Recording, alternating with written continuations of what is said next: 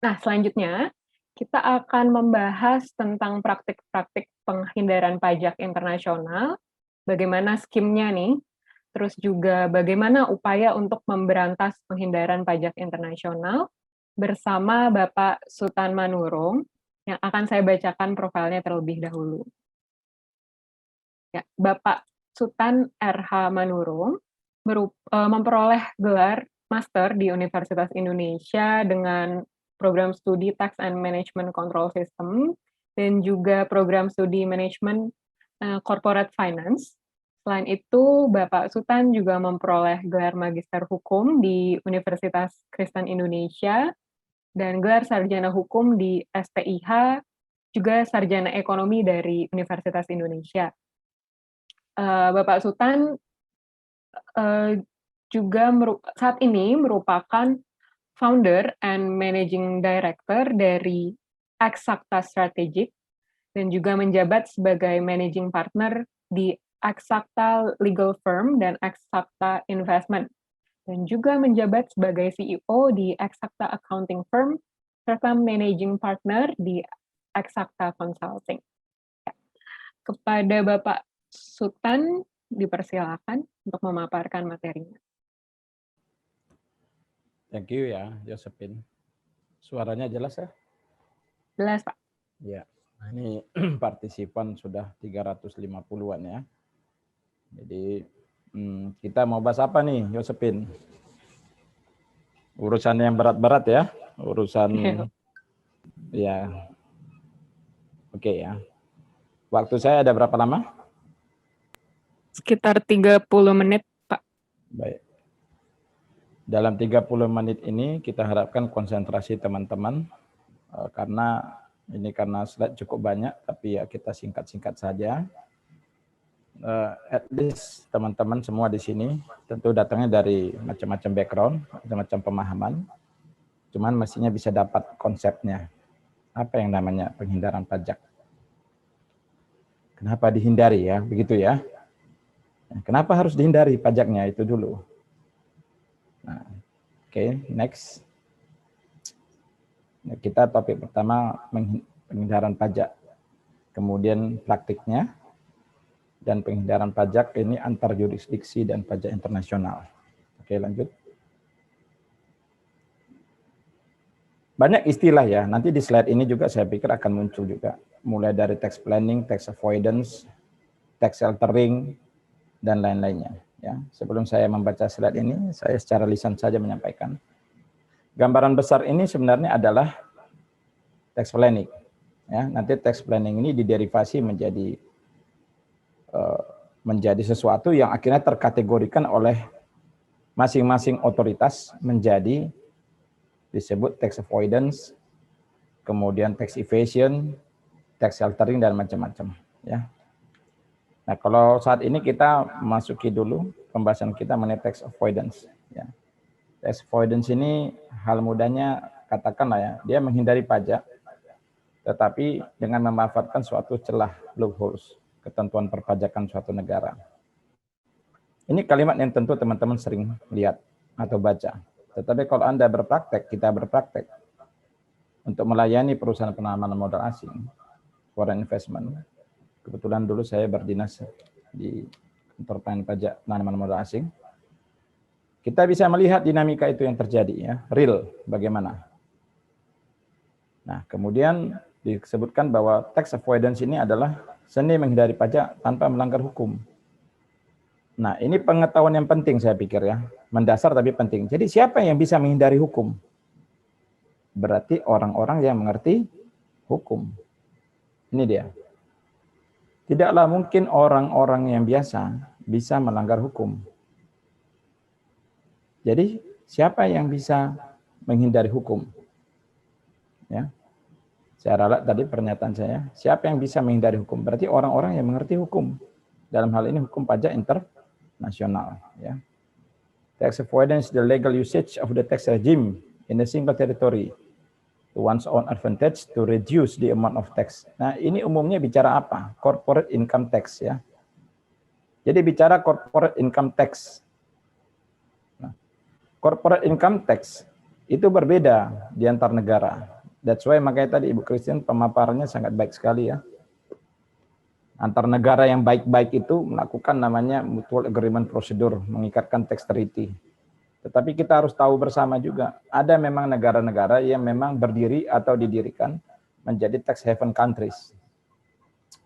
Kalau teman-teman membaca laporan keuangan perusahaan-perusahaan, beberapa perusahaan penanaman modal asing, itu shareholders-nya itu ada di negara tax haven countries. That's why makanya loopholes itu digunakan. Itu maksudnya di slide pertama ini. Tarif PPh, corporate income tax itu berbeda di masing-masing jurisdiksi karena memiliki otoritatif ya. Contohnya di Indonesia ini saat ini katakanlah 30 menjadi 25 menjadi 22%.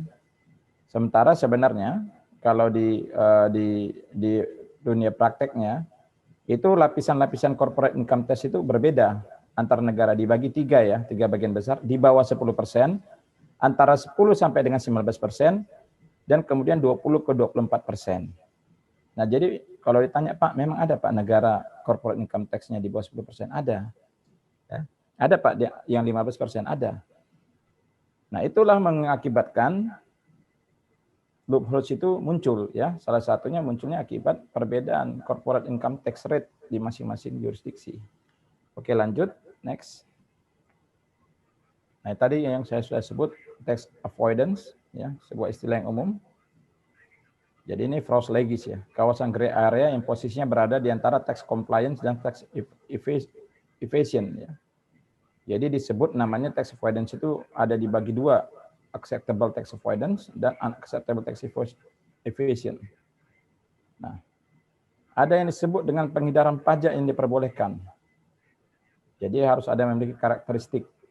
Ada tujuan usaha yang baik, tidak semata-mata untuk menghindari pajak, sesuai dengan spirit dan intensi dari parlemen, dan tidak melakukan transaksi yang direkayasa. Itu acceptable katanya, menghindari pajak tapi acceptable.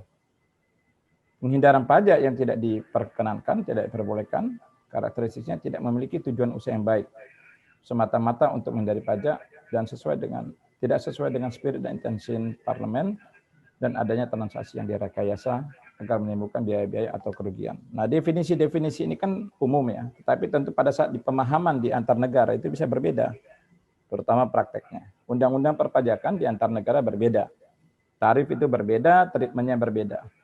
Jadi teman-teman kita sama-sama memahami bahwa negara memiliki yurisdiksi masing-masing dan memiliki otoritatif masing-masing. Oke, next.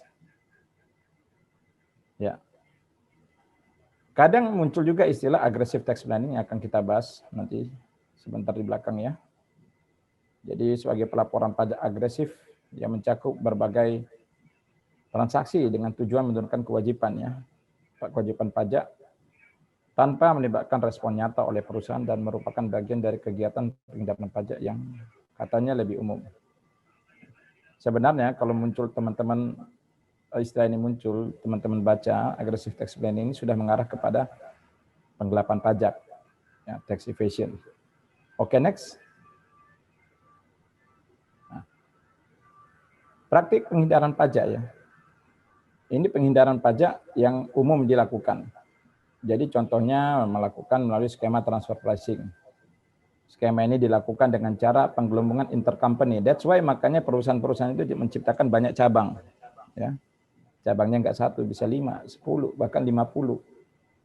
Macam-macam ya.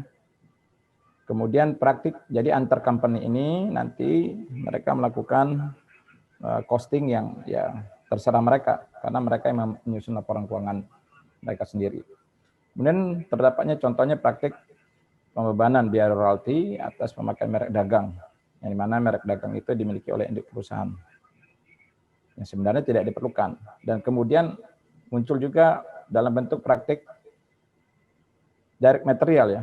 Direct material itu di overload, diperbesar, tetapi di sisi lain penghasilannya diperkecil. Kemudian butir D, praktik memperkecil omset penjualan melalui transaksi maklon. Ya, jadi artinya maklon itu dia hanya membayar jasanya saja ya. Jasa ini paling umum banyak terjadi di industri garment di Indonesia. Di industri garment itu banyak di Indonesia. Kalau kantor pelayanan pajaknya kantor pelayanan pajak PMA 4 di Kalibata, Jakarta Selatan. Kemudian butir itu terjadinya praktik pinjaman pemegang saham. Ya. Biasa itu nanti kalau teman-teman baca laporan keuangan, pinjaman-pinjaman antar pemegang saham, ya, dilakukan oleh antar perusahaan. Kemudian, ya, skema tin kapitalisasi, ada istilah direct loan, parallel loan, back-to-back loan. Jadi hutang merupakan instrumen untuk melakukan apa ya? Instrumen untuk penghindaran pajak. Ya, hutang intercompany, hutang antar perusahaan ke induk perusahaan ke anak perusahaan. Juga hutang antar perusahaan tetapi di dalam related companies. Ya. Jadi kemudian hutang itu nanti dibebani interest macam-macam ya. Jadi ini intinya slide ini. Oke, next. Treaty shopping. Nah, tadi Ibu Christine kan sudah bicara ya, treaty shopping. Buat orang-orang yang cermat memahami treaty, tax treaty, itu mudah sekali melakukan treaty shopping. Treaty shopping ini artinya dia akan memilih treaty yang menurut dia favorable, dan kemudian treaty itu nanti diarahkan ke negara yang memang treaty itu favorable untuk transaksi, karakteristik transaksi tertentu. Jadi dia itu contohnya, tidak semua negara memiliki treaty dengan kita ya. Nah, bagaimana dengan negara yang sudah ada treaty-nya? Bukan berarti treaty itu sama. Tadi Ibu Christine sudah nyatakan ya.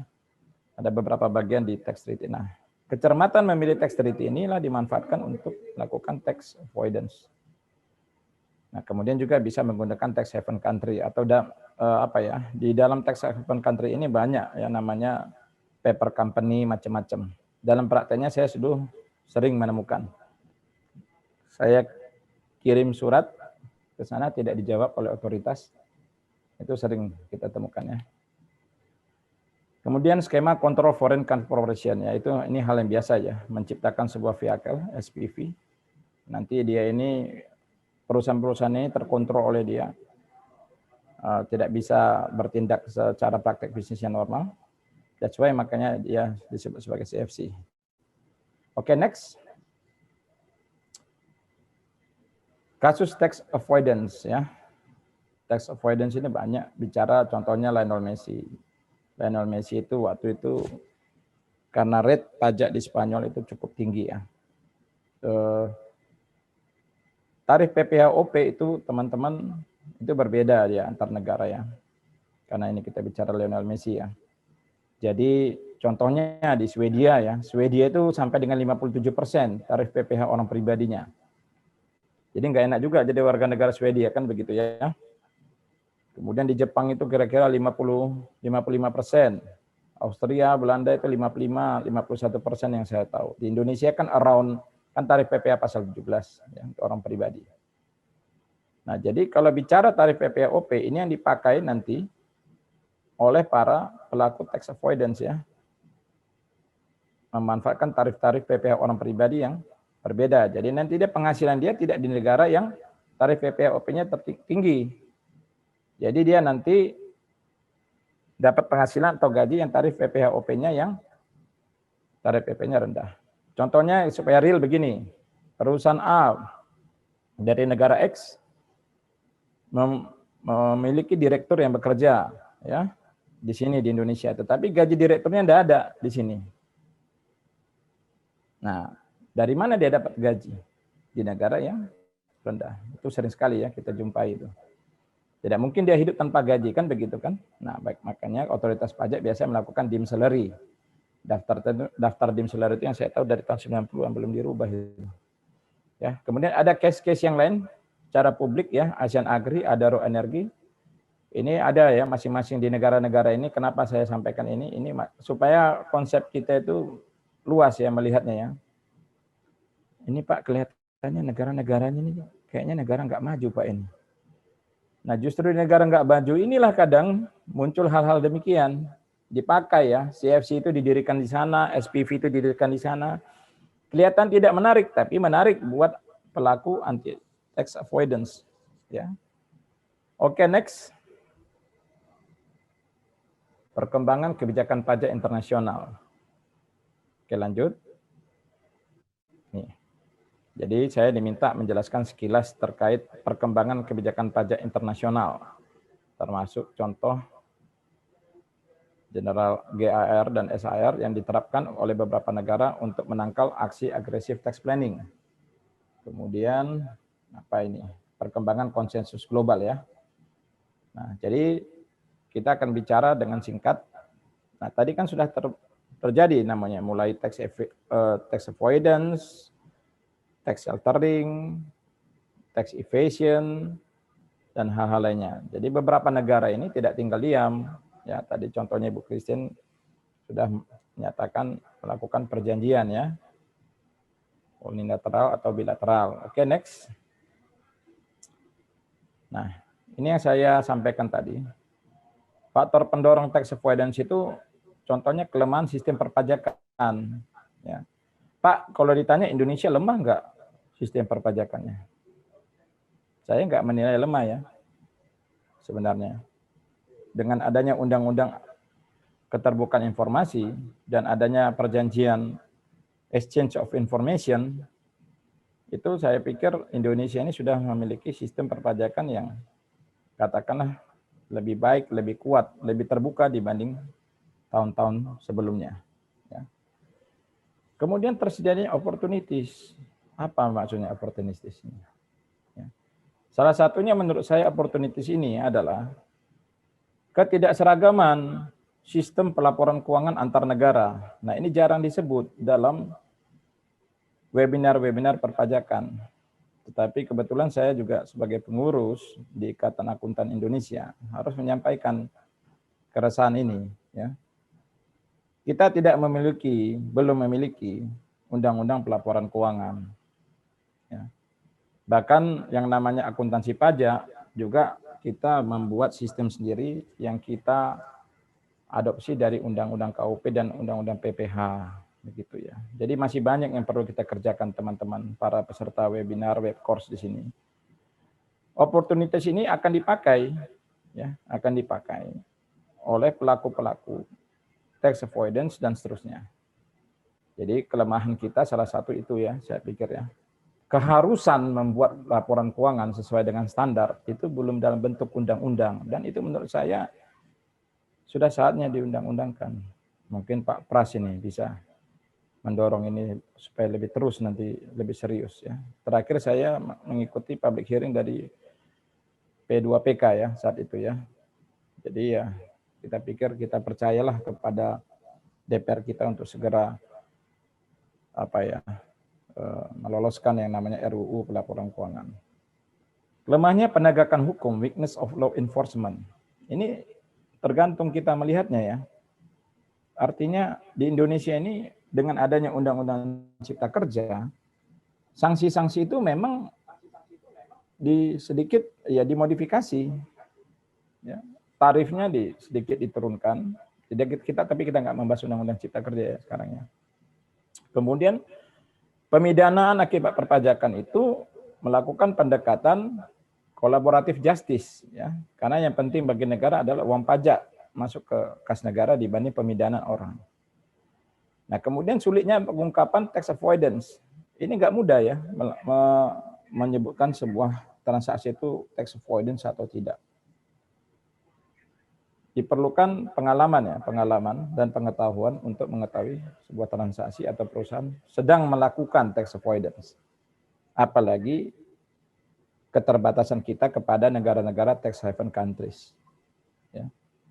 Saya punya pengalaman minggu lalu berhadapan dengan otoritas pengadilan pajak yang saya harus berdiskusi bahwa Indonesia itu tidak memiliki atau mengakui negara Taiwan. Kita tidak memiliki kedutaan di sana. Itulah salah satu tantangan ya.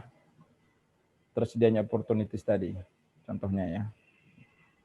Ya, jadi hal-hal demikian mungkin ini harus dibahas lebih lanjut supaya Indonesia ini memiliki hubungan luar negeri yang memang ya diperkaya dan dilengkapi begitu.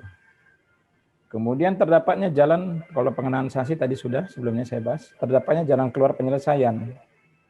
Ini karena pengenaan sanksi bisa ditebus dengan pembayaran sanksi pidana dibayar dengan sanksi administrasi. Ini mereka lihat ini sebagai bentuk untuk munculnya keinginan untuk melakukan tax avoidance atau aggressive tax planning. Nah, ini hanya definisi saja. Next. Tax planning. Tapi kalimat yang penting adalah sebelumnya, slide sebelumnya, ya. The difference ya between tax planning and tax avoidance, ini kalimat pentingnya, is not necessarily clear. Jadi nggak ada sebuah yang jelas untuk menyatakan apa perbedaan tax planning dan tax avoidance ya. Beda hal dengan tax evasion, ilegal. Contoh Pak, gimana tax evasion itu? Ya Anda rubah semua laporan keuangan Anda itu. Anda buat perkiraan-perkiraan yang fiktif. Anda buat dummy companies, ya, jual beli yang tidak ada sebenarnya, harga dirubah semua. Itu contoh tax evasion. Sheltering ini kita bahas ya. Ya. Tetapi di sini ada definisi yang menyatakan bahwa tax sheltering tidak mempunyai tujuan bisnis, namun hanya untuk penghindaran pajak yang sesuai dengan peraturan pajak, begitu ya. Kemudian aggressive tax planning yang tadi sudah mengarah ke tax evasion ya, kalau sudah dibilang aggressive tax planning. Negara-negara tertentu menyatakan atau mendefinisikan hal-hal ini secara jelas sebenarnya ya, cuma tidak ditampilkan di slide ini. Contohnya otoritas Australia yang disebut dengan aggressive tax planning itu apa? Begini, begini, begini. Ya, Indonesia kelihatannya belum men-state kalau sebuah perusahaan atau sebuah grup melakukan ini, maka dia di-state adalah termasuk aggressive tax planning dan seterusnya. Oke, next. Sampelnya ini ya, tadi sudah disebut oleh Ibu Christine. Jadi base erosion and profit shifting. Nah, BEPS ini ingin saya kaitkan dengan keputusan G7. Tadi Pak Prastowo sudah sebutkan. G7 itu adalah negara-negara dengan GDP yang terbesar di dunia ya. Ada Kanada, Perancis, Jerman, Italia, Jepang, Inggris, dan Amerika. Nah, dari G7 itu sebenarnya Amerika memiliki tarif PPh badan yang paling rendah itu dari dari 7 ya, Group of 7. Sekarang sudah ditambah menjadi European Union. Nah, mereka itu kemarin sepakat ya untuk mengenakan pajak perusahaan global digital ya. Kemudian menyebutkan adanya itu Joe Biden ya, tadi Pak Pras ya sampaikan, tarif pajak minimum perusahaan global 15%. Nah, ini dia. BEPS itu nanti arahnya ke sana. Jadi seolah-olah nanti negara-negara itu akan oke, kita konsensus saja 15%. Ini hal mudahnya pemahamannya.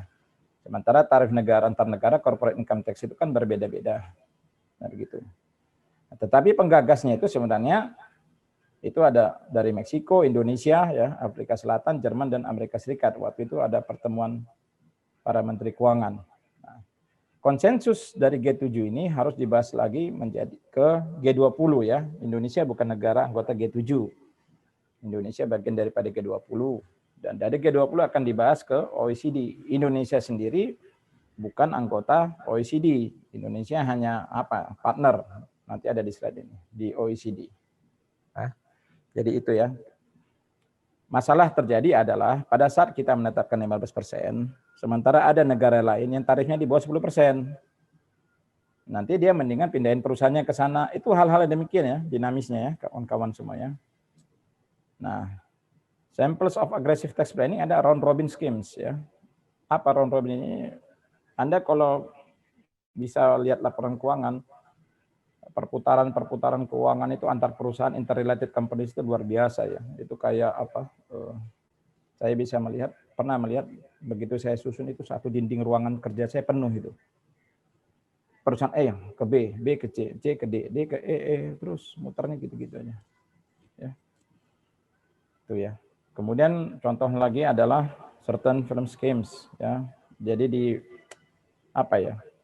dijanjikan dalam sebuah perjanjian bisnis mereka adanya return tertentu ya, yang bagian daripada funds yang invested. Kemudian adanya employee benefit arrangement, artinya employee benefit tetapi yang diatur, yang kadang tidak real ya. Oke, next.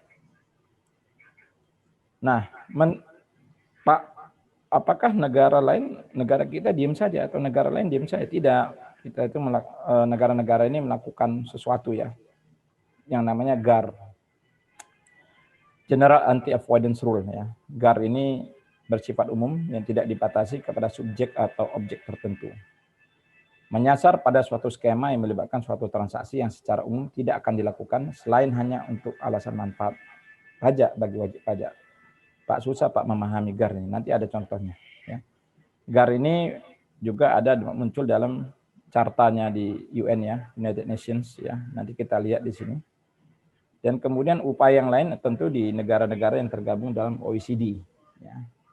Jadi OECD itu bekerja sama dalam framework on BPS sebanyak 135 negara. Loh Pak, kenapa mereka bekerja sama? Nanti efeknya itu artinya apa buat negara, otoritas negara itu? Tax avoidance, tax evasion, dan seterusnya itu menurunkan penghasilan si negara. Si negara ini kan yang regulatornya adalah pemerintah. Jadi mereka membutuhkan penerimaan juga dari pajak. Jadi akhirnya mereka bekerja sama dalam sebuah framework yang disebut dengan tadi ya, di OECD, bersama-sama dengan di dalam sebuah wadah OECD bekerja sama bagaimana yuk kita atur ini GAR ini atau bertukar mengenai SAR dia. Oke, next. Nah, ini yang tadi saya sebutkan ya. Ini nanti kan slide-nya dikasih sama Yosepin ya. Silakan aja. Saya nggak berani mengcopy slide ini karena ini slide-nya resmi dari PBB. Contoh-contoh GAR itu ada di sini ya. Di antar negara yang mau saya kasih lihat. Next slide-nya. Next, supaya lebih kelihatan. Nah, ini contohnya. Ini Canadian GAR, ya, South African GAR. Ya, jadi antar negara memiliki GAR yang berbeda, ya, walaupun kelihatannya sama.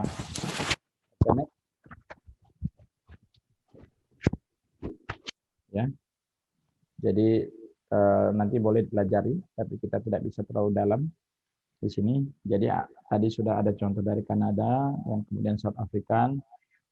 Ya, next. Ya, lanjut aja nih saya pikir. Terus, ya. Oke, sebelumnya, sorry, sebelumnya.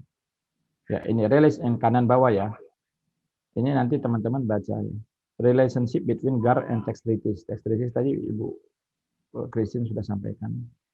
Silakan, ada namanya asas pacta sunt servanda. Jadi artinya lihat ya, ada terkait dengan konvensi Vienna. Jadi treaties itu prevail. Yang dipakai itu treaties pada saat terjadinya konflik. Tadi sudah disampaikan oleh Ibu Christine ya. Jadi kalau di Indonesia bagaimana Pak treaties itu? Treaties itu setingkat undang-undang. Ya. Treaties itu setingkat undang-undang kekuatannya. Nah, kalau dalam sini kita lihat artinya apa yang berlaku pada saat terjadi konflik, treaties ya. Nah, kemudian relationship between GAR and tax treaties juga dilihat di kanan bawah. Jadi for treaties with GAR, issue will be harus kompatibel, ya, kompatibel dengan domestic GAR. Ya, itu aja intinya ya, kata-kata penting dalam GAR. Oke, lanjut. Ya, nah ini yang saya sebutkan tadi OECD. OECD itu mungkin sebagian besar sudah banyak tahu ya. Tetapi yang mau kita kasih lihat di sini adanya keinginan global untuk mengatasi permasalahan ini. OECD ini sebenarnya dimulai dari tahun 48 pada saat beberapa negara ikut dalam Marshall Plan. Waktu itu namanya masih OIEC ya. Kemudian tahun 60 dia induction into force menjadi OECD. Ya, sejak saat itu menjadi sebuah permodelan ya dalam hal banyak aspek, tidak saja pajak. OECD ini banyak membuat model-model tertentu. Oke, next. Ya, ini membernya. Jadi Indonesia itu masih menjadi key partners ya. Membersnya itu macam-macam, ini ada 30-an kalau tidak salah. Ya. Tetapi Indonesia itu masih menjadi key partners, Brazil, China, India, Indonesia, South Africa. Ya, jadi ada negara-negara yang kalau kita lihat ini, negara-negara ini, kenapa negara-negara ini tidak semua bergabung di G20? Tidak semua tergabung dalam memang OECD members. Tentu atensi dari negara masing-masing itu berbeda. Kalau kita bicara konsep accounting internasional, ini pun berbeda sistem keuangannya. Sistem pencatatan keuangan kita itu sekarang kan pendekatannya PSAK ya. PSAK adopsi IFRS. Dulu kita ngikutin JAP Amerika. Kemudian kita pernah memiliki akuntansi koperasi yang belakangan hilang dan seterusnya. Sekarang kita memiliki PSAK etap, PSAK MKM, PSAK umum. Kemudian kita memiliki standar akuntansi pemerintahan, kita memiliki standar akuntansi syariah. Tapi negara-negara ini belum tentu sama dengan kita. Ya. Jadi mereka memiliki masa-masa pendekatan akuntansi yang berbeda, tidak tentu sama. Begitu juga dalam hal teksnya. Ini sumber masalah ya, bukan sumber masalah, tapi memang beginilah keadaannya. Kemudian hukumnya, corporate law-nya juga berbeda. Sistem hukum di Indonesia ini tidak sama dengan di Amerika. Nah itu, jadi hal-hal demikian ini yang menjadi loopholes tadi yang sudah kita sebutkan. Jadi hal ini memang suatu, walaupun dibuat konsensus nanti, saya pikir namanya dispute itu akan muncul terus. Sepanjang jurisdiksi ini ada. Hak pemajakan, source principle, tadi sebutkan Ibu Christine, macam-macam, itu akan menjadi debatable terus. Oke, next. Lanjut. Iya. Nah, tadi sudah saya sebutkan bahwa OECD Action-nya apa? Ya demikian. Mereka membuat inclusive framework 139 negara ya. Itu dia. Ada 15 action to tackle tax avoidance. Tetapi tetap saja saya pikir ya, yang namanya orang mencari kelemahan akan tetap saja bisa mencari kelemahan. Nah, kemudian ada istilah SAR ya. SAR ini domestik. Domestik ini contohnya nih kalau kita Indonesia mengatur CFC, arm's length rule, advance pricing agreement, debt to equity ratio. Nah, ini kita kan memiliki kan aturan perbandingan debt to equity ratio, advance pricing agreement itu kita atur ya domestik, secara domestik. Jadi untuk menghindari untuk melakukan penghindaran pajak. Termasuk juga peraturan untuk menyertakan dokumen transfer pricing ya, itu juga masuk dari SAR ini ya. Saya pikir ya. Untuk melakukan anti tax avoidance. Oke, next. Lanjut. Ya, ini contoh ya kasus ya. Terakhir, negara melawan G Capital, ya. Australia melawan BHP Billiton. Ya, silakan dibaca saja. Jadi itu adalah teks-teks case yang worldwide menjadi pusat perhatian. Saya pikir demikian Yosepin. Saya pas 17.37. Sudah demikian. Terima kasih. Terima kasih banyak Pak Sultan untuk paparannya tadi. Kita udah belajar bersama-sama ya tadi tentang berbagai skim penghindaran pajak internasional dan beberapa upaya menanggulanginya. Nah, sangat kompleks, sangat menarik. Saya juga ikut belajar banyak lagi ini Pak. Dan di kolom komentar ini antusiasme pertanyaannya luar biasa nih. Jadi langsung aja ya kita ke sesi tanya jawab. Ibu Christine masih bersama kita ya. Oke. Pertanyaan pertama mungkin buat Ibu Christine, ada 2 pertanyaan. Pertama, ini dari David, izin bertanya, apakah kita bisa memakai tax treaty untuk WPLN yang bekerja memberikan jasa dari luar negeri? Dan dari Wahyudi, di Indonesia terdapat pasal 24 UU PPH yang memberikan kredit pajak atas penghasilan luar negeri wajib pajak Indonesia. Apakah sebenarnya masih diperlukan tax treaty, mengingat sudah diakomodir dalam ketentuan tersebut? Boleh mungkin langsung saja Ibu Christine. Iya, tadi yang pertama, David ya? Iya, Bu. Apakah kita bisa memberlakukan tax treaty untuk WPLN yang ada di luar negeri gitu maksudnya? Iya, karena kan tax treaty itu tergantung nih ya. Jadi secara konsep kan memang kalau misalnya kasusnya, apa nih kasusnya David? Jadi misalkan di WPLN itu memberikan service, misalnya tergantung ya, jenisnya transaksinya seperti apa. Jadi kalau misalkan dia memberikan service misalnya ke perusahaan yang ada di Indonesia, maka kan perusahaan yang ada di Indonesia itu akan membayarkan fee, ya kan, ke pihak luar negeri tersebut. Nah, secara konsep harusnya si pihak perusahaan Indonesia ini kan harus memotong PPh pasal 26 ya, David ya. PPh pasal 26 itu kalau misalkan kita tidak mempertimbangkan tax treaty, maka tarifnya adalah 20%. Nah, sekarang kalau misalnya itu service, berarti kan itu active income, asumsi dia tidak punya PI di Indonesia, maka dia bisa aja mungkin bisa free of tax, artinya dia tidak dikenakan pajak di Indonesia, tapi dikenakan pajaknya adalah di negara domisili, tergantung treaty-nya ya, dengan negara mana gitu. Tapi Indonesia itu memiliki aturan untuk memanfaatkan tax treaty itu, ada aturan persyaratan administratifnya. Persyaratan administratif yang harus dipenuhi itu, si pihak WPLN itu harus memberikan Digitiform atau COD lah ya, Certificate of Domicile, untuk membuktikan bahwa memang dia itu adalah residen di sana dan dia memang kena pajak di sana dan dia memenuhi persyaratan yang ada di tax treaty, artinya dia benar-benar misalkan kalau ini passive income kan kita memastikan bahwa dia itu benar-benar beneficial owner atau enggak sih, kayak gitu ya. Jadi biasanya akan diminta untuk submit COD gitu untuk menerapkan kalau dia nggak dikenakan pajaknya di Indonesia, tapi kena pajaknya adalah di negara luar negerinya itu, di negara domisilinya dia.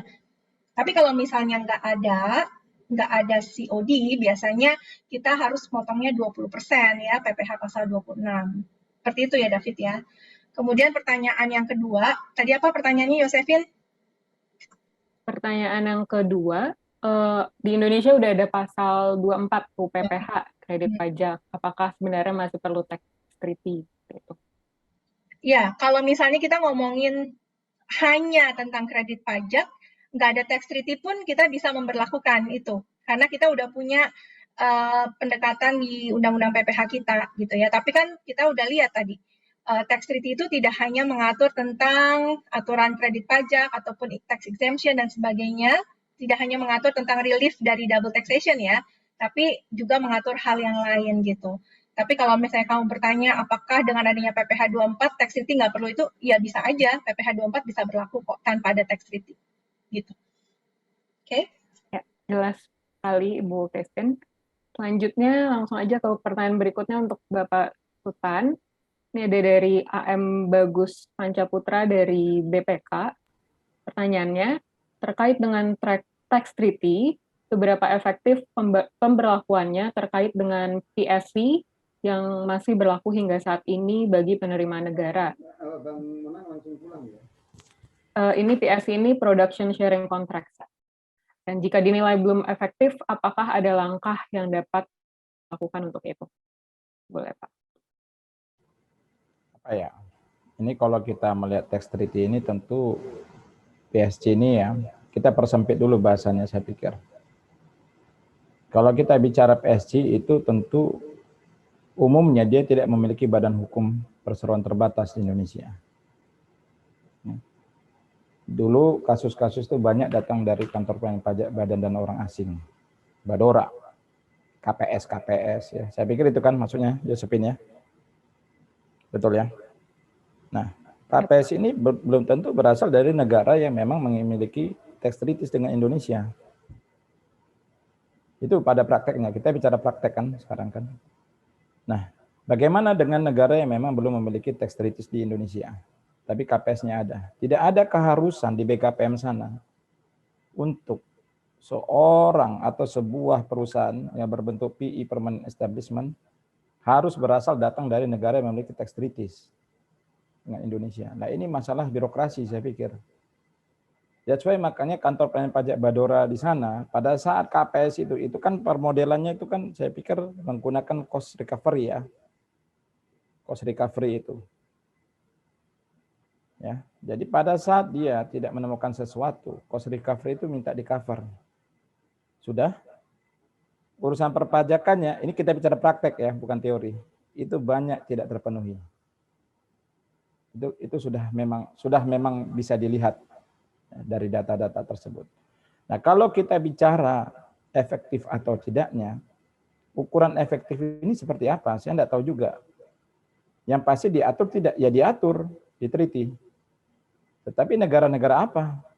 Silakan. Kalau pada tadi saya bilang pada prakteknya, KPS-KPS tersebut ya memanfaatkan juga hal-hal demikian. Paling sering permasalahan itu muncul pada saat nanti VAT, PPN. Tapi kalau menjawab teman ini tentu siapa tadi namanya dari BPK ya. Nah, BPK juga sudah menjadi PR bersama nih buat teman-teman BPK mungkin ya. Perlu buat diskusi masalah cost recovery, masalah treaty khusus untuk perlakuan KPS-KPS. Tapi kalau menjawab sebesar apa efektifnya, saya pikir ya Direktorat Hubungan Perpajakan Internasional memiliki ini ya tentunya ya. Orang-orang yang saya pikir sedang bekerja terus. Tetapi kelemahan dari sistem akuntansi, kelemahan dari sistem perpajakan akan tetap ada Pak dan Ibu sekalian. Demikian Yosefin. Terima Ada kasih lagi? Pak. Mungkin ini lanjut pertanyaan buat Pak Sultan dari Iketut Surya Negara. Bertanya terkait pajak online travel agent atau OTA yang saat ini marak ya di dunia bisnis hospitality. Bagaimana cara mengetahui jumlah penerimaan yang diterima dari sisi perusahaan OTA tersebut? Ini pertanyaan menarik ini. Ya. Ya, saya beberapa kali sudah bicara. Salah satu yang menjadi masalah, mungkin mudah-mudahan Pak Pras ini dengar, ya. Kita tidak memiliki data yang terkoordinasi, Yosefin. Anda bicara pay per click. Ya, Indonesia ini terhubung dengan negara luar itu melalui apa sih? Kita kan memiliki internet protokol ya, IP address dan segala macam. Itu kan semua otoritatifnya itu ada di Kemenkominfo. Menjadi pertanyaan adalah perusahaan-perusahaan online begini apa memang mau ngasih data ke Direktorat Jenderal Pajak? Sorry aja nih saya buka-bukaan nggak apa-apa ya, karena kita kan lagi kajian akademik gitu ya, ilmiah. Antar departemen, antar kementerian itu selalu menjadi masalah data-data tersebut. Yang mengetahui dari mana datangnya. Ini contohnya. Saya pakai laptop ini IP address saya ketahuan nih. Kemudian handphone saya ini. Handphone memiliki email ya. Itu hanya Kemenkominfo melalui IIX itu. Indonesia Internet Exchange. Jadi klik-klik dan segala macam itu datanya mereka yang punya. Servernya itu di cyber building di Jakarta. Sudah pernah saya bicarakan. Baru-baru ini mantan Dirjen Pajak bicara SIN, ya, single identity number dan segala macam. Tujuan besarnya itu Pak Hadi Purnomo. Bagaimana mendapat datanya? Ya begitu. Pajak itu berdasarkan historical. Berapa kamu laporkan keuangan, laporan keuangan ya silakan. Kalau travel agent online, ada transaksi yang berhasil, ada transaksi reject. Apakah mereka mau ngasih tahu itu semuanya? Ya terserah. Karena kan dua pendekatan Indonesia ya. Pertama pendekatan self-assessment, kemudian official assessment. Makanya pemeriksaan itu dilakukan untuk menguji kepatuhan. Ya kan? Pemeriksaan pertama itu, self-assessment ya diisi SPT. Tapi SPT kan selalu berbasis data historical, accounting kan. Tapi kalau bicara yang namanya live, itu mestinya terintegrasi datanya. Jadi mestinya tiap hari Direktur Jenderal Pajak itu bisa mengetahui potensi pajak dari travel online. Asal memang data itu diberikan. Kalau menunggu masih SPT masa, Yosepin, ya datanya sudah usang menurut saya. Ya. Demikian. Jadi tantangan banget ya Pak ya. Buat... Ya, masalah koordinasi aja sebenarnya. Dan masalah kemauan. Tidak ada yang susah sebenarnya. Infrastrukturnya ada kok. Silakan. Iya, oke. Pertanyaan selanjutnya ini boleh buat Ibu Christine dari Raharjo IDX Channel. Apa saja hal krusial yang harus disiapkan atau diajukan Indonesia terkait pajak minimum global dan pajak digital, mengingat Indonesia akan menjadi tuan rumah G20 tahun depan? Ya, boleh itu dulu Ibu. Ya, ini jawaban ini ya. Karena kan pertama sebenarnya menurut saya ya harus ada konsensus itu dulu gitu. Karena kita kan belum ada konsensus, kita belum tahu juga ya apa gitu yang harus dipersiapkan. Nah, pertama ya konsensus itu sendiri harus conclude dulu gitu.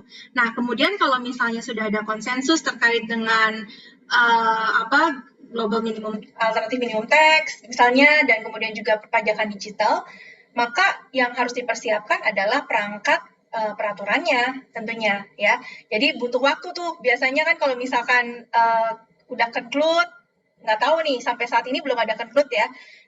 Jadi hopefully katanya akan ada meeting di bulan Juni ini. Kalau memang ternyata ada konsensus, maka yang harus dipersiapkan adalah perangkat aturannya. Perangkat aturannya itu juga butuh waktu biasanya ya untuk mempersiapkan perangkat tersebut. Mungkin saya nggak tahu bentuknya apakah nanti mirip-mirip dengan MLI atau apa gitu untuk kemudian mengakomodir konsensus yang akan terjadi seperti itu. Jadi itu dulu peraturannya harus siap, kemudian baru nanti masalah implementasinya seperti itu sih. Mungkin itu yang bisa saya jawab saat ini. Ya, Josephine. Menunggu konsensus juga ya, Bu ya? Iya, katanya sih Betul. Juni ini ya. Tapi kita lihat apakah terjadi konsensus atau tidak gitu. Iya, betul. Kita sama-sama. Udah mundur-mundur nih. Iya, dari tahun lalu ya, Bu. Iya. Oke. Buat Ibu Christine lagi nih mungkin ada pertanyaan dari Arlina terkait dengan tax treaty. Bagaimana cara kita mengetahui kalau tax treaty tersebut dapat dikreditkan? Karena biasanya ada yang mengatakan dapat tax treaty saja, tapi yang lain harus bersama dengan COR atau Certificate of Residence ya. Dan beberapa kasus ada yang mengharuskan tax treaty bersama COR itu. Nah, apakah harus selalu ada COR itu? Mohon penjelasannya agar tidak salah menganalisa. Dari Ibu Arlina. Boleh Ibu Christine? Iya. Ya terkait dengan COR ataupun COD ya, biasanya kan kita terkait dengan passive income ya biasanya gitu, terkait dengan bunga, dividen, royalti, karena kita mau membuktikan bahwa sebenarnya yang di pihak yang kita akan potong itu apakah benar-benar beneficial owner nggak sih dari penghasilan tersebut gitu. Nah, salah satu dulu kan kita pakainya kan ya surat keterangan domisili dari masing-masing negara kan dulu cuma gitu aja gitu ya. Sekarang kan pemerintah menerapkan adanya Digitiform gitu. Nah, kalau kita baca di Per 25 ya tahun 2018 tentang pemanfaatan tax treaty, nah itu kan ada memang syarat administratif yang harus dipenuhi.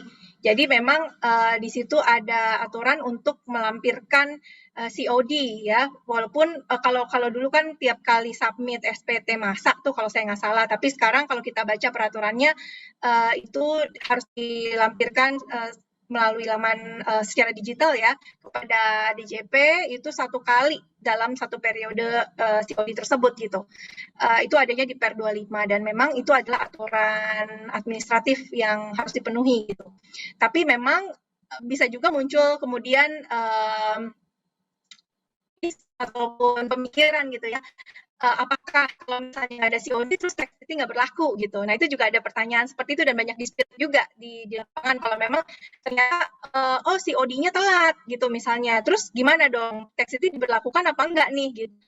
Nah di aturan yang sekarang itu ada sih misalnya COD-nya telat nih, ya kita potong 20% misalkan gitu kan, padahal dia adalah sebenarnya BO gitu, dan harusnya potongnya sesuai dengan tarif tax treaty, COD-nya belakangan. Nah, di peraturan yang baru, yang di tahun 2018 itu dibilang kalau misalnya ternyata ada kelebihan potong kan, harusnya 10% tapi dipotong 20%, itu ada mekanisme untuk pengembalian pajak yang seharusnya tidak terutang dari si WPLN tersebut gitu. Jadi udah diakomodir di Per tersebut. Gitu Josephine. Thank you. Oke, terima kasih Ibu, sudah sangat jelas. Dan ini ada yang raise hand dari Unwanul, ya boleh silakan, bisa nyalain mic-nya ya. Selamat malam, Bu Christine ya. Ini mungkin pertanyaan untuk saya tujukan untuk khusus Bu Christine sendiri mengenai tax treaty dengan global minimum tax. Kan sekarang ini kan berdasarkan beberapa sumber berita yang sudah saya baca kan pemerintah secara global ya akan mengenakan yang namanya global minimum tax sebesar 15%. Nah, menurut Ibu sendiri ini seberapa efektif sih pengenaan global minimum tax ini terhadap penerimaan yang nantinya akan diterima oleh masing-masing negara? Karena kita sering tahu juga kan bahwa Google itu memang susah untuk dipajaki gitulah. Nah, menurut Ibu nih apakah dengan adanya global minimum tax ini perusahaan perusahaan-perusahaan yang berusaha menghindari pajak seperti Google ini apakah bisa ditangkal? Dan yang kedua mengenai tax treaty, apakah tax treaty ini sendiri menurut Ibu sejauh ini efektif enggak dalam mengurangi sengketa pajak internasional atau sengketa pajak berganda yang sering terjadi antar negara? Dan apakah tax treaty yang terjadi antara Indonesia dengan negara lain ini sudah memang mampu mengurangi konsep pajak berganda yang selama ini masih menjadi polemik di antara negara-negara di dunia sendiri, Bu. Mohon penjelasannya, Bu, ya. Ya, makasih Mas Unwanul ya. Unwanul. Wah, pertanyaannya banyak sekali nih. Jadi yang pertama itu tadi terkait dengan global minimum tax itu ya, apakah bakal efektif atau enggak? Sebenarnya efektif atau enggak itu tergantung pelaksanaannya ya, Mas Usmanul ya. Nanti kalau misalkan memang aturan dan juga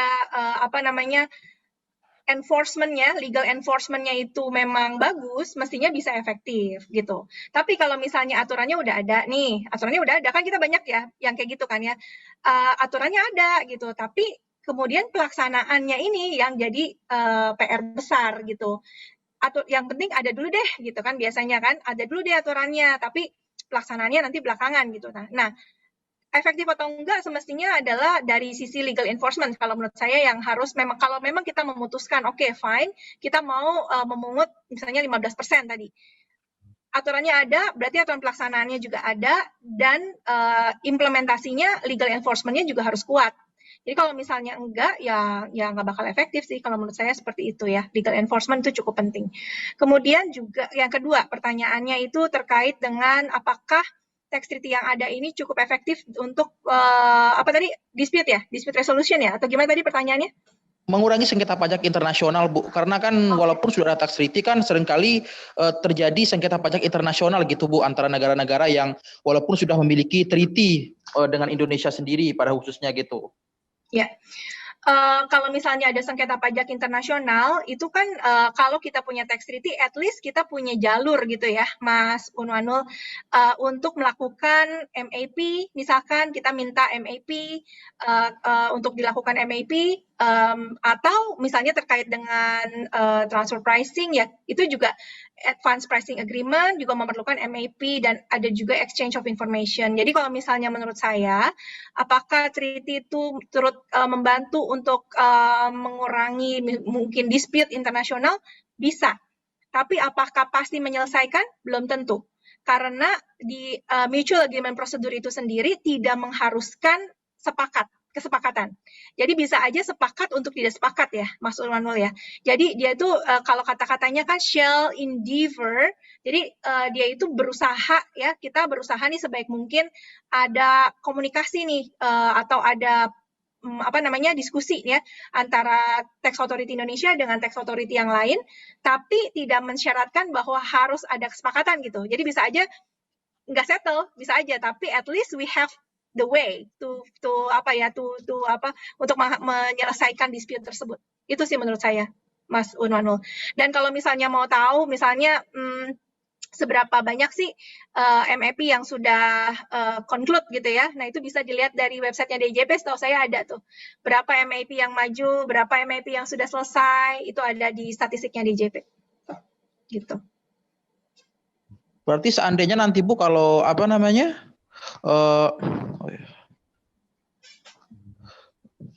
tidak terjadi kesepakatan maksudnya? Ya, maksud saya begini Bu, misalkan nanti kalau tidak terjadi kesepakatan, apakah memang dari treaty ini sendiri perlu diubah oleh negara yang bersangkutan gitu Bu, atau memang harus ada perjanjian untuk untuk meratifikasi sendirilah untuk treaty-nya sendiri atau bagaimana Bu? Ya, nggak otomatis langsung ubah treaty gitu ya. Kayak misalnya sekarang nih, treaty kita kan misalnya ada 70 ya kan, terus udah gitu kan perkembangan di dunia pajak internasional juga sangat dinamis ya, perkembangan terkait dengan BUT ya, terutama dengan PI gitu, perkembangan dengan PI dan juga aturan-aturan pajak internasional lain juga mengalami perkembangan gitu.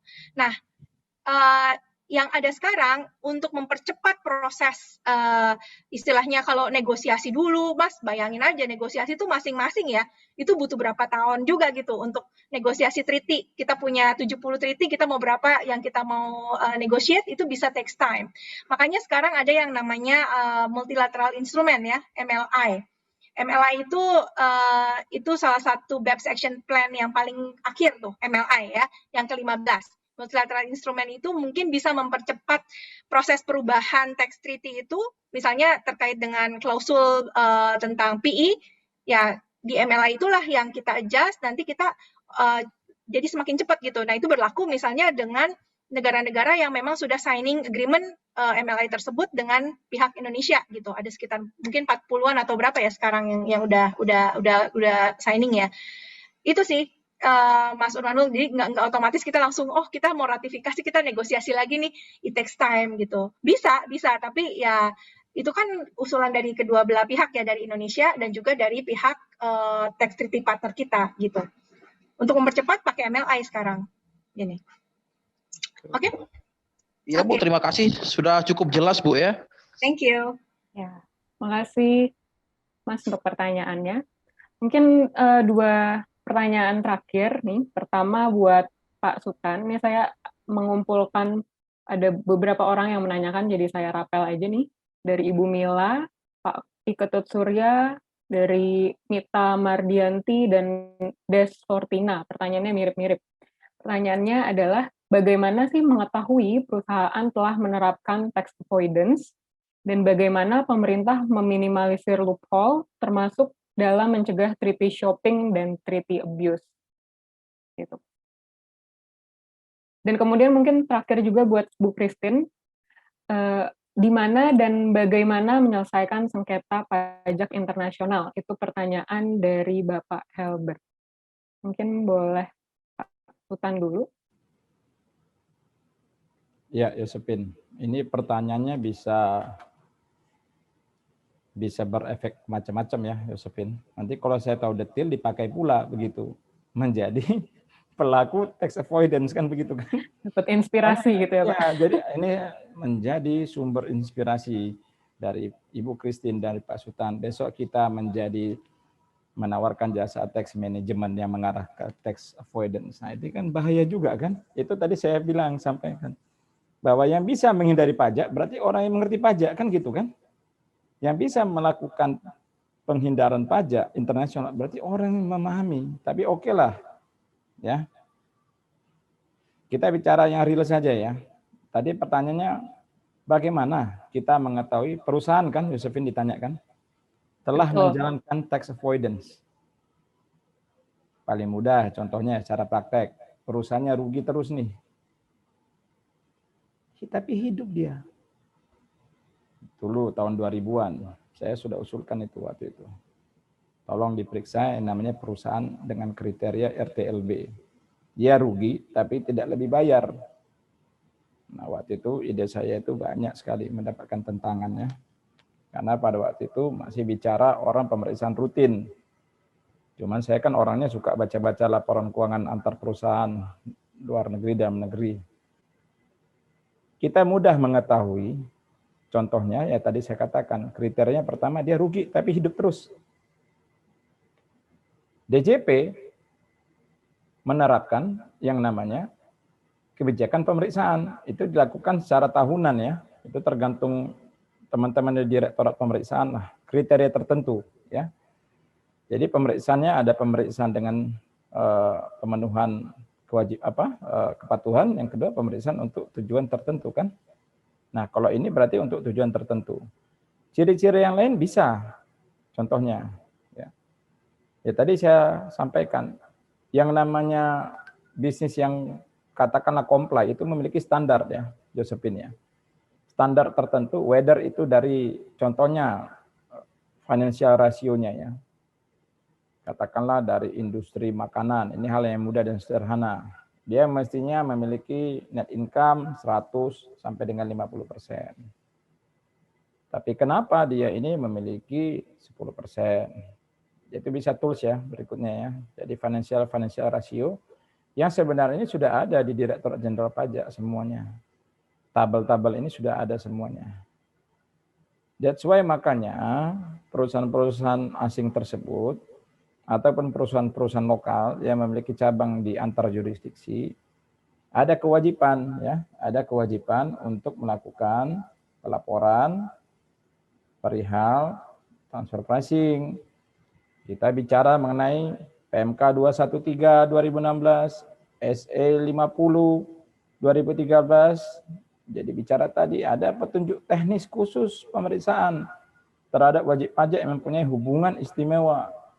Di lampiran SPT juga harus bisa dideklar, dijelaskan, Anda itu punya hubungan istimewa enggak? Definisi hubungan istimewa ini kadang yang menurut saya harus disamakan di dunia akuntansi, dunia hukum pajak, dan di dunia hukum korporasi. Tidak sama, kelihatan sama, tidak sama. Terus kemudian kita bicara lagi Perdirjen 29, yang saya ingat ya, mengenai country by country record, ya, jadi semua sudah ada. Bicara Per 22 2013 pedoman pemeriksaan terhadap, ya lagi-lagi ya, wajib pajak mempunyai hubungan istimewa. Kemudian bicara Per 32 sudah banyak toolsnya. Kemudian terkait rasio tin kapitalisasi, debt to equity ratio, sudah ada toolsnya. Tapi saya tidak akan mau menjelaskan di sini bagaimana cara melakukan tax avoidance, Josephine. Ciri-cirinya itu sudah. Kekhawatiran saya jelas waktu dikasih topik ini, saya pikirin apa saya jelaskan. Karena saya cukup lama mendalami hal-hal demikian, ini hampir 7 tahun. Jadi saya mengerti dan paham bagaimana cara mereka melakukan ini semuanya. Tetapi itu yang bisa saya sampaikan. Nah, otoritas memiliki instrumen. Sebenarnya tidak hanya Direktorat Jenderal Pajak. PPATK terlibat juga mestinya. Ya, Josephine ya, saya pikir PPATK kan memiliki otoritas untuk melihat lalu lintas uang. Lalu lintas uang itu macam-macam. Lalu lintas masuk melalui mekanisme perbankan sudah dicegat oleh Undang-Undang Keterbukaan Informasi. Lalu lintas uang masuk melalui pasar modal sudah dicegat oleh Undang-Undang Pasar Modal yang memang belum dirubah dari tahun 95. Saya tidak tahu juga kenapa itu nggak dirubah-rubah itu Undang-Undang Pasar Modal itu. Terus Pak, dari mana lagi yang lain? Ya tadi contohnya modelnya. Tidak ada larangan untuk meminta pinjaman ke luar negeri. Nah, tapi kalau saya ceritakan lebih dalam, Josephine, nah ini agak jadi makin ini ya, saya pikirnya jadi nggak jadi arahnya misleading. Tetapi banyak sekali terjadi dana-dana yang masuk pada saat terjadi, katakanlah, sorry to say ya, pada saat bencana alam.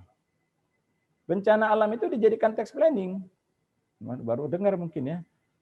Pada saat bencana alam muncul yang skala nasional, itu banyak perusahaan berdiri, dummy companies di seluruh dunia. Nah ini kita bicara konsep yang lebih besar lagi, bukan bicara tax avoidance, tax evasion, sudah bicara money laundering.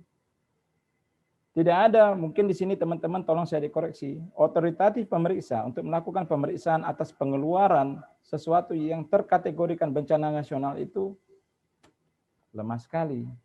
Nah, hal-hal demikian ya. Jadi kita bicara scope of work, scope of spektrum yang lebih luas. Nah, kalau tadi ciri-cirinya silakan aja menggunakan financial ratio, kemudian menggunakan apa ya, hal-hal yang umum yang terjadi, perusahaannya rugi, direksinya enggak nih. Hati-hati, contohnya fenomena sekarang, startup. Startup memang real ya, startup. Coba ditanya lebih dalam lagi. Startup itu apakah benar-benar pengen jadi startup atau kok dia SPV? Nah, mungkin jadi pertanyaan dan menjadi bahan diskusi lebih lanjut buat teman-teman di Cita Riset ini. Banyak startup didirikan memang menjadi SPV, itu kenyataannya. Tetapi tidak bisa kita bahas kali ini karena itu akan mengarahkan sesuatu ke yang tidak konstruktif. Tadi aturan-aturan yang sudah saya sebutkan tadi silakan, itu tersebar di dunia maya. Demikian, terima kasih Josephine, pertanyaannya bagus. Terima kasih banyak Pak, cukup jelas, sangat jelas ya. Boleh langsung ke Ibu Christine, tadi bagaimana penyelesaian sengketa pajak internasional, Bu? Ya, Pak Herbert ya tadi yang menanyakan ya. Ya, Pak Herbert tadi sebenarnya saya sudah singgung ya, untuk menyelesaikan sengketa pajak internasional itu yang ada di dalam tax treaty itu bisa diakomodir melalui MAP, Mutual Agreement Procedure, atau prosedur persetujuan bersama ya, kalau bahasa Indonesianya. Nah, itu udah ada aturannya juga, baik di tax treaty maupun juga aturan pelaksanaannya di domestik, tapi saya mesti cek aturannya nomor berapa nanti, ada di situ. Googling aja tentang MAP itu ada. Jadi lewat MAP itu ya, Pak Herbert. Mungkin itu, Yosepin? Oke, Ya. terima kasih Ibu. Ya, sebenarnya ini kalau dilanjutin menarik sekali. Masih ada beberapa pertanyaan yang belum sempat terjawab. Tapi sayang sekali waktu kita sudah habis, sudah lewat 9 menit. Maka saya terpaksa menutup diskusi pada hari ini. Tapi sesuai janji saya tadi mau membagikan 3 penanya terbaik ya. Oke, sebentar.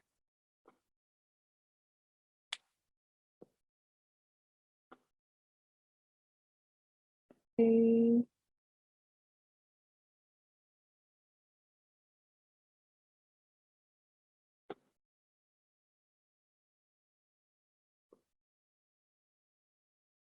Oke, ini ada 3 penanya terbaik.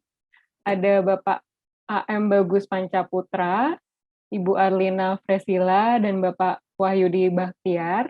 Nanti panitia akan menghubungi melalui data dari link registrasi yang kemarin ya. Jadi ditunggu saja di kontak panitia. Ya. Oke, jadi kita sudah masuk ke penghujung acara. Mau mengingatkan nih sekali lagi untuk Bapak Ibu bahwa link materi bisa diakses di bit.ly/citax-materi ya, citax strip materi. Kemudian boleh link presensinya di-share.